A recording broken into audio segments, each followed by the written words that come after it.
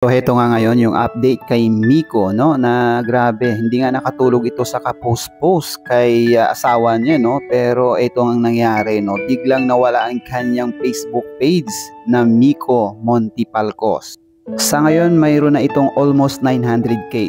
Bago pa yung issue, no, mga paps, ano lang to, nasa 336k followers. So ang laki ng dinagdag dahil millions of views bawat upload niya.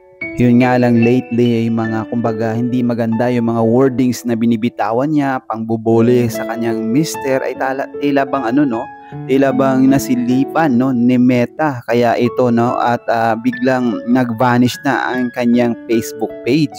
This first, no, amid viral buzz. Grabe talaga to. Kasi nung mga every 1 hour magpo-post siya, pambubuli, tapos may pangsusuhol pa.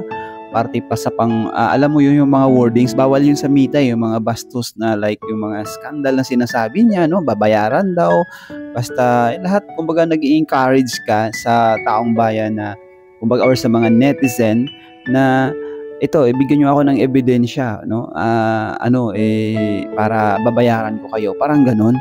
So ayon nga sa mga netizen, bakit kailangan pa i-post yung mga ganun? Hindi ba sapat yung mga screenshot? I think sapat na daw yun, no? Parang ganun yung mga sabi ng netizen. Tapos parang nagpapa-famous lang din sa Facebook. Kasi alam mo, hindi mo naman yun ma-judge si Miko, no? Kung nagra-run siya sa social media. Double purpose na rin yun. Panggaganti sa kanyang mister, panghiya sa social media, no? Dahil sa pambababoy sa kanya. At the same time, kikita siya. Ang problema, wrong turn na over yata. I think sa video okay naman, pero yung mga wordings lately, yung mga posted niya, grabe talaga. Kasi alam naman natin kahit ngayon sa post sa Facebook, yung mga wordings lang, mag-chat, mag-types ka lang dyan ng mga liter, no? Parang text lang. So kikita at kikita ka kahit mga photos. So ayun, every 1 hour nagpo-post siya ng ganun. At ayun nga, no, na-detect ni Meta. May mga nalungkot din mga paps, no, nalungkot dahil sinayang niya yung account niya na 900k followers na sana, no. And at the same time is yung iba naman ay natuwa dahil every time wala silang magawa, viral na viral kapag magbukas daw ng Facebook, yan agad bumubungad sa newsfeed nila yung awayang mag-asawa nila.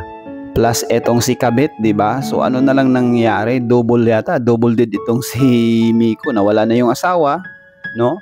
And of course, nawala pa yung kanyang Facebook page na millions of views. I think siguro nasa 200 million views. Ano lang yun, mga almost 5 days lang na pagko-content niya. Grabe. Mas lalong na-depress itong si Miko Montipalcos ngayon, no, mga paps. So anong sa inyo dyan? Please comment down below. Stay safe and God bless.